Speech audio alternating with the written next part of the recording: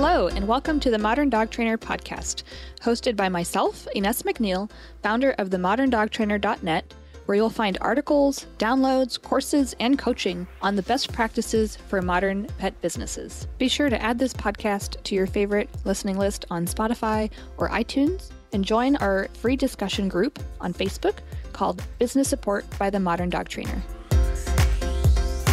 All right, welcome to the Modern Dog Trainer podcast. My name is Ines McNeil, founder of the Modern Dog Trainer blog and podcast, and which has now turned into courses and coaching.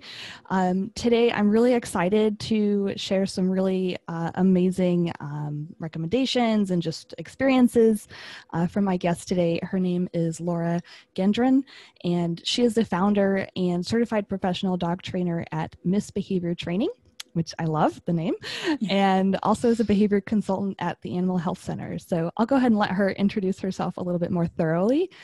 So go ahead, Laura. So yeah, my name is Laura Gendron, and a lot of people will say Gendron, but that's totally fine.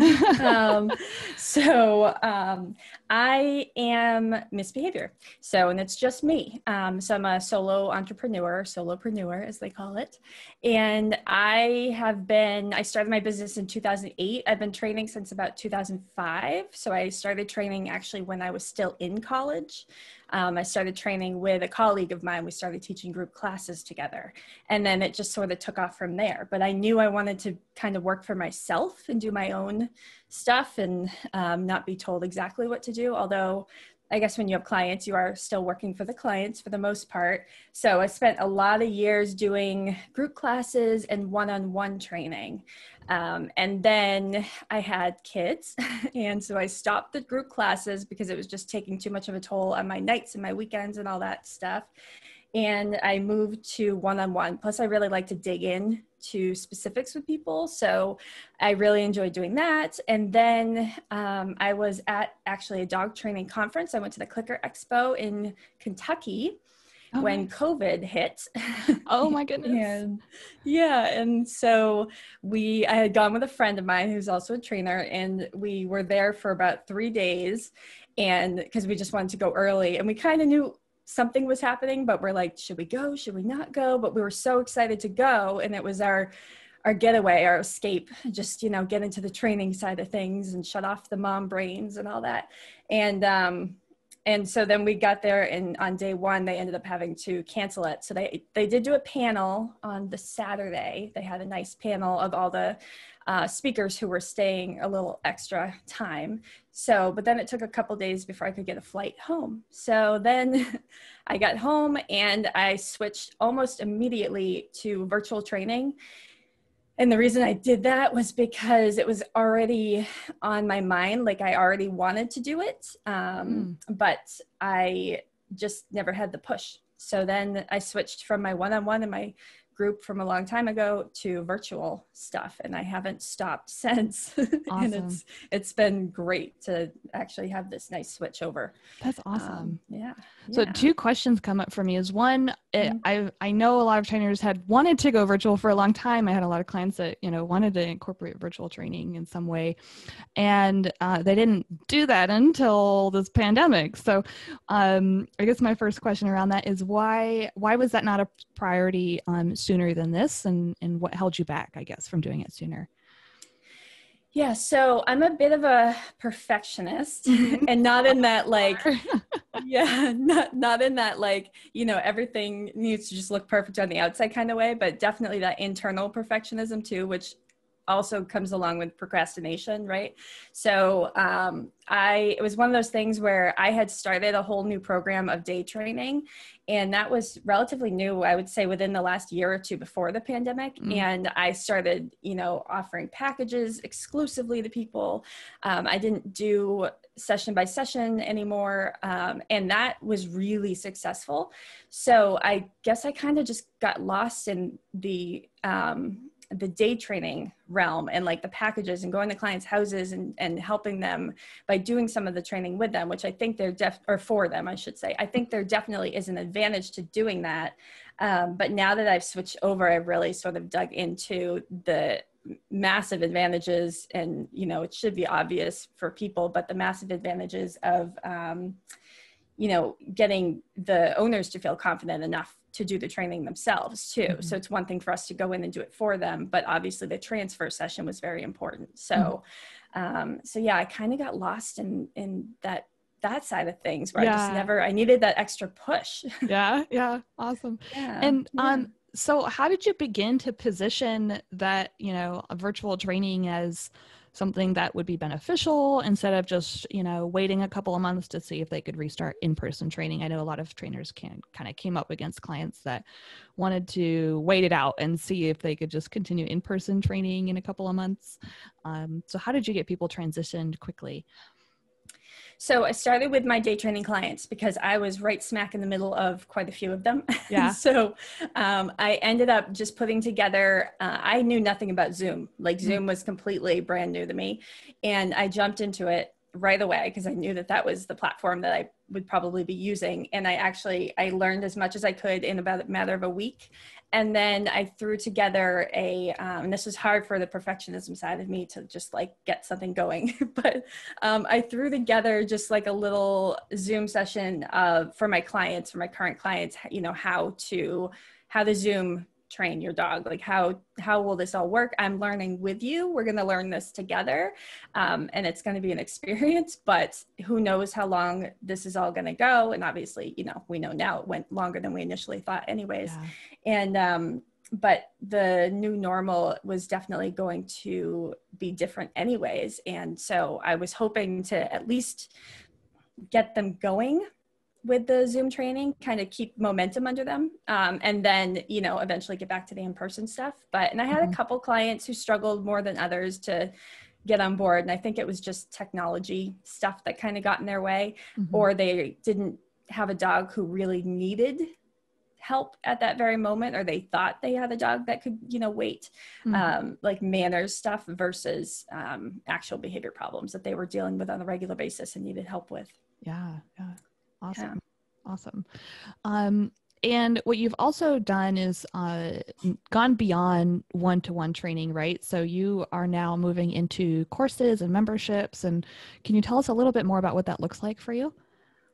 Yeah, so I do things maybe a little bit different than some people. I'm sure that some will be on the same page as me here, but because of my procrastination style, I tend to, I will listen to what my clients are asking for. And that I feel like makes a big difference with training and, being successful in business is trying to create a program for your ideal client as opposed to creating a program and then trying to find your ideal client. Exactly. Yeah. So I ended up, I had a bunch of people obviously that were reaching out about puppies because they were all getting these puppies and either they were expecting the puppies to come or they weren't. And they decided after the pandemic to go ahead and, bring a puppy into their home. And so puppies everywhere, right? And with puppies come puppy problems. And everybody as a client thinks that each puppy problem is their own problem, that they're alone in the world and that they're doing everything wrong and no other puppy could possibly be as hard as their puppy is in that moment. Yeah. But of course, as trainers, we're hearing it from every direction. Like we're hearing it from this person, that person, that person. So of course, then it's like, okay, well, I can keep teaching the same things one-on-one, or I can just offer a webinar or, some sort of a workshop course or something like that. So I didn't jump right into courses because it sounded way too overwhelming for me. So I had during my day training, I had been making tons and tons of videos. So I had gotten really good about feeling better on camera. So I ended up putting together a workshop, doing a Zoom workshop. I think my first one was on potty training, if I remember correctly, because I did two similar ones at the same time, potty training and the piranha puppy. So biting puppies. So what I did was I put together the workshop, I presented it live. Oh, and I did one on separation anxiety, preventing it, when you come to the other side of the pandemic, when we get there. And so I had the workshops and then they were all recorded. And what I ended up doing was just taking that video and cutting it and breaking it down into pieces, because then instead of just watching the whole replay, for people. They could then watch it, lesson by lesson. And then I would create PDFs and stuff around that. So I did it a little bit backwards. I did it live, and then I just created a course out of it from there. So, and I had some experience with I use MemberVault for my membership stuff. Yeah. So I had some experience using that for my one-on-one clients. So then I took all my course stuff in there. Awesome. And then ended up moving over to that style of things and eventually getting over to my membership. Awesome. I love that. And I think that that's absolutely the right way to go about building an online course or anything like that, because ultimately you want to make sure you're answering the questions that exist and not just making assumptions on what you think they may be struggling with and then finding out that's not actually what's happening. So that's awesome. Really good approach there. Now I have a 1-year-old daughter, and I know you have a couple of kiddos. So, how have you been juggling, schooling at home and running your business now more online as well? And how has that all kind of come together? So I feel very fortunate in that my kids are 6 and 8. So, I have to do the virtual schooling thing. So their school right now, they are doing all virtual. So it's actually Monday through Thursday. They have Fridays off as like a catch-up day. Excuse me. And so my kids are I think they might have a little bit of me in them. They're very systematic about they like to, if they have like a checklist to go through, they're pretty good about doing that. And so Of course in March and, April and May, it was a little messy with school stuff, but this fall has been much easier. The teachers have really clearly been doing a lot of preparations over the course of the summer and all that. Yeah. So we definitely have to get into a routine around here so my kids know what to expect. But I think just you've got all these dog trainers listening here, I hate to say I'm training my kids, but it's systems. Yeah. We can call it systems. It's systems. It's management. I mean, management, as we know, is huge for what we try to teach our clients about and what we do with our own dogs. And so management with kids is the same thing, right? So right now, as I'm recording the podcast, they are downstairs, they're getting a little video game time. I mean, I'm completely like this. Yeah. I've set up my day around this to keep them busy. So it's like giving dogs their busy toys, right? Like, here, you go do something extra fun so I can have some time uninterrupted. And then, so I try to kind of do my housework and my lower concentration stuff when they're doing schoolwork. So that way, if they have questions or they need to interrupt for something, it's not like pulling me out of my really focused work. And then I try to save my focused work for after they're done with school. So awesome. that has helped a lot. That has changed just within the past month or so. And it's made a huge difference for me. And I'm getting some of my housework done, which is crazy, right? Yeah. So, how do you schedule in your virtual lessons, or are you doing virtual lessons, or is it just, online courses at this point with the kids? So, when I didn't really have a plan, like the first month or so, as we were just getting back into the school stuff, I was sort of fitting stuff in wherever I could, but then I realized that, they suddenly have Zoom office hours they have to go into, but I have a Zoom. How are we going to share like the Wi-Fi? you know? So I definitely struggled with that in the beginning. And I dug into, I did tons of research on like how to improve my Wi-Fi connection with where I am in my house, because I actually created an entire room above my garage just to have like a quiet space to do my work and to do my video calls and all that. So, but with that, I don't have the best connection. So I took all the internet over here with me, and the kids are lucky if they can connect. So they have a routine now. So I've been able to get into a routine, but for the most part, I'm trying to keep my, my virtual sessions and all that in the afternoons. So just in case something comes up. So I will do virtual one-on-one sessions. I will try to do it either before dinner so that I can do the dinner thing and not feel overwhelmed by the whole, like, oh, I forgot to put this whatever in the oven. And then sometimes I'll do it afterwards, but I'm really not a night person. I'm like done at night. I'd rather get up early and do stuff. So I really try to limit my hours, and I do work part-time at a vet's office on the weekends, but other than that, I try to keep my weekends relatively open because of just other family stuff. So, and you know, that housework stuff that's supposed to get done, I guess. I love it. That's awesome. Yeah, I mean, I'm really lucky in that my husband and I kind of just trade off caring for our little girl during the day, and we're able to have that flexibility. So the pandemic actually was not a huge change for us, because we were practically always already doing that. And we basically just couldn't go out anymore, basically. But the schedule stayed pretty similar.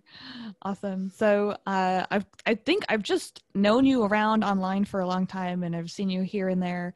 And obviously the name of your business is super cute and clever. So it really stands out.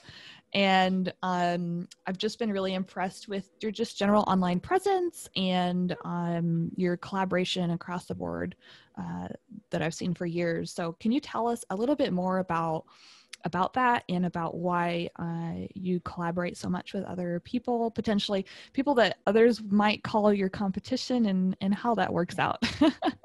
Yeah, so I have always been community over competition, like always.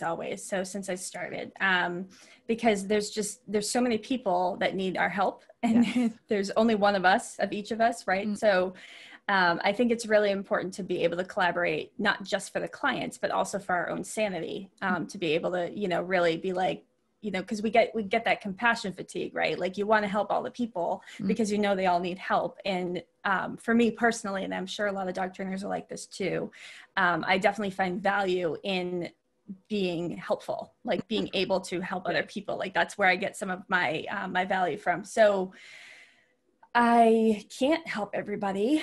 So I think it's really important to have just a network of people that you can trust and that you know. So obviously there is a lot of competition around. But if you can turn some of that, what would be competition, and turn it into, you know, your colleagues and your friends and people that you can bounce ideas off of, and be like, okay, well, I can't help this person, but maybe you can.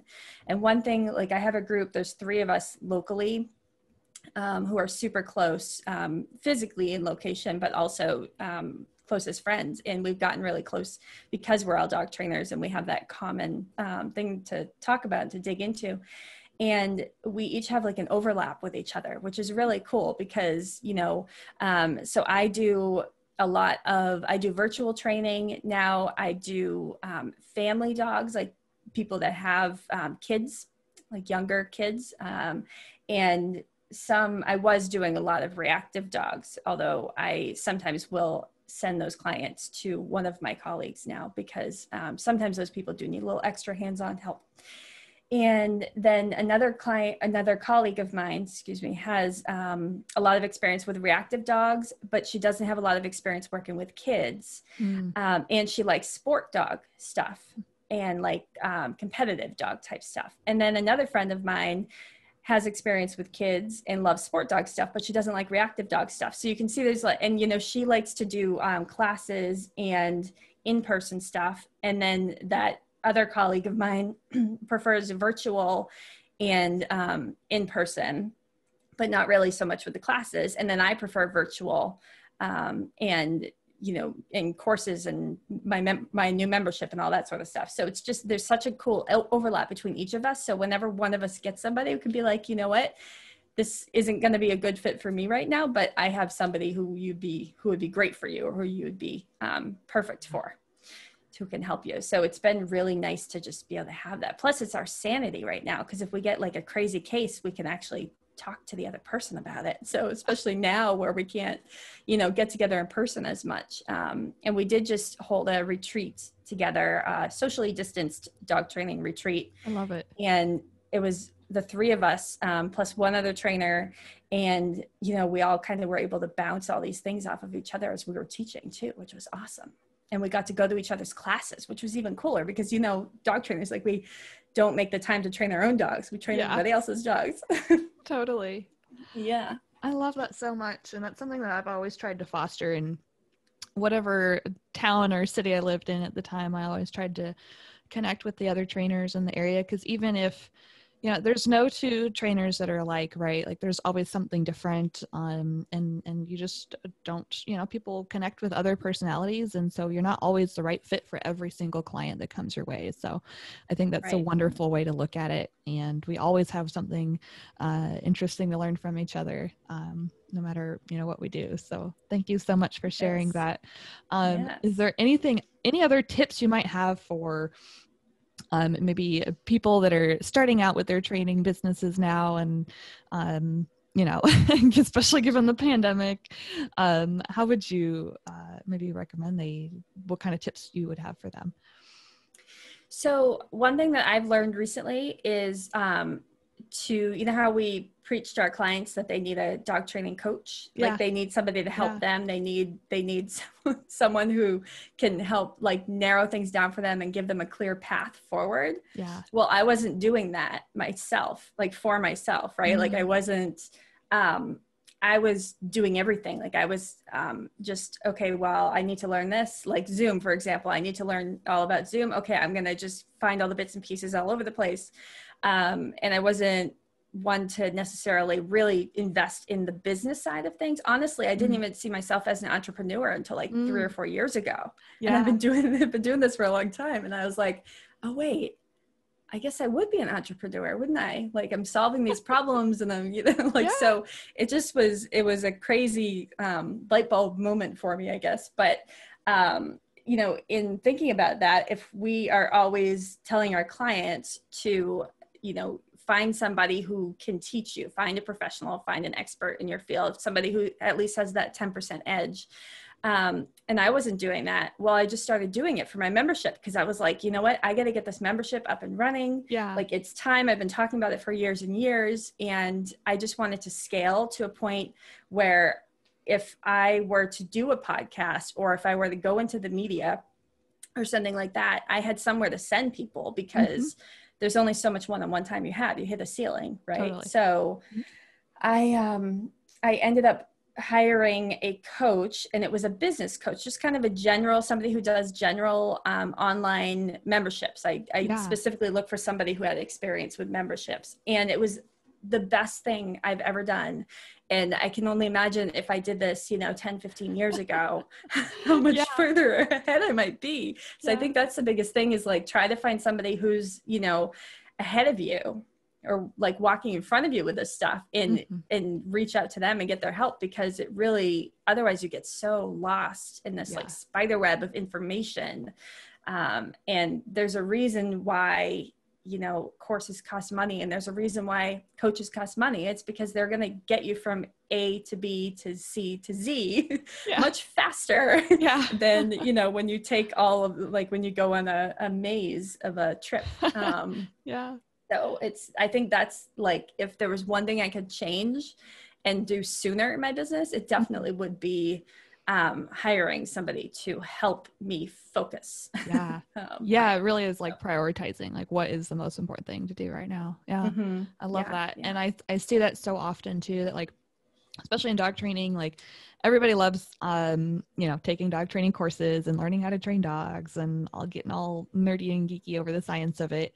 And I love that too. But I think there's a difference. You know, obviously you will acquire skills that you can potentially use to create services in the future. But when you invest in, you know, business coaching or consulting or courses on like the business side of things, you really are able to see a much quicker return on your investment, because it's much more focused on, okay, how do you use these skills to actually generate revenue and grow your business? So I think it's absolutely very important for anybody starting out with a business. Sorry, I ran a challenge. I just want to mention too, I ran a challenge for the membership to get people into it. Nice. And this is the first, I've run challenges before. I mean, like I do them all the time, because I love to, you know, make fun games out of things and use positive reinforcement. Right. So I've run challenges before, but I have never in all of my years had so much engagement in this challenge as I did for this last one. And it was really just about my messaging and, you know, reaching my ICA and like really thinking about like who is my ideal client, like truly. Yeah. And I'm still working on that right now a little bit, because as I've gone from the in-person space to the online space, it has shifted a little bit for sure. But I don't think my challenge would have been nearly that successful if I didn't just like focus on some of that business side of stuff. And, you know, and almost, I usually will tell people too, like, look at them again. I hate to compare people to dogs, but I do it the other way around too, if that makes anybody feel better.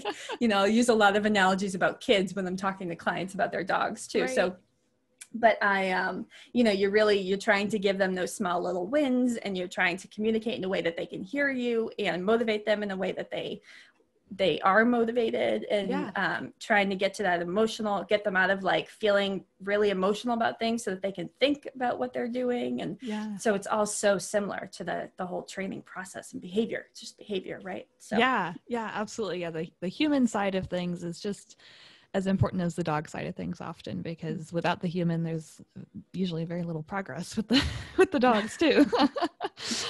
Awesome. That's wonderful. What are some common mistakes you see other trainers making potentially with either their online presence or just their marketing approach or anything like that? So you remember how I talked about that procrastination thing? Yeah. So obviously it's still a work in progress for me. I mean, that retreat I went to, they were joking, the other trainers were joking, because I probably put that presentation together like the night before. So I am still a work in progress with the procrastination for sure. But I think just, again, having those little steps forward makes a massive difference. So one thing, I had gotten a media opportunity to go into the media, to be on video and to submit some videos that I had been recording for my pandemic puppy program I had put together over the summer. And so, you know, I got the call from them.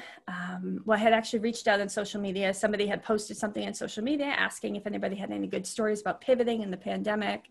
And so I shared my story about my pandemic puppy program. And they reached back out to me. And let me tell you, a year ago, I probably wouldn't have called her. I would have been terrified, because just I had no confidence when it came to that stuff.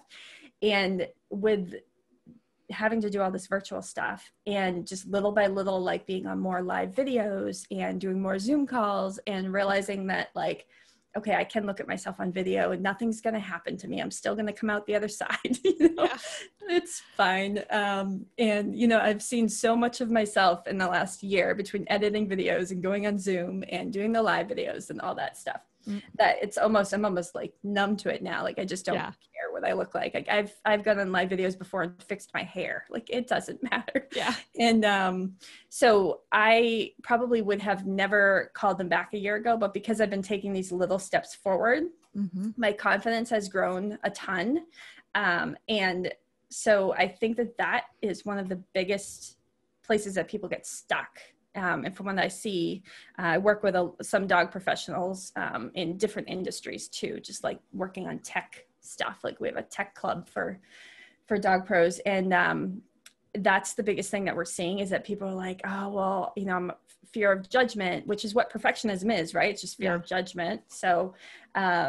So fear of judgment if they go on live, what if they say something that they didn't need to say, or their dog does something that they weren't supposed to do, or, you know, all these little things, but it's so real and raw and people love that. So I've sort of embraced that a bit more. And just sometimes if I have something, I think I had gone on live and then I realized I wasn't still streaming live and my kids were talking in the background, and I came back on the video and my daughter pointed out, she's like, Mom, why are we still live? I was like, I don't know. I don't know. So the first thing I did was just like, I came back on the video and I was just giggling. Like the three of us were just giggling at that point. And I was just like, sorry guys, I had no idea I was still live. But here we are about 12 minutes in now, when it should have been, you know, like 2.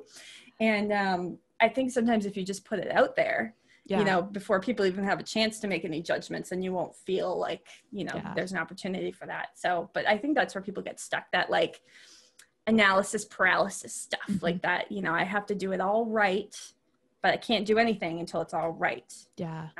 So had I still stuck with that mentality, I wouldn't be where I am right now. Like I wouldn't have done as many things as I've done just in the past 6 months or so.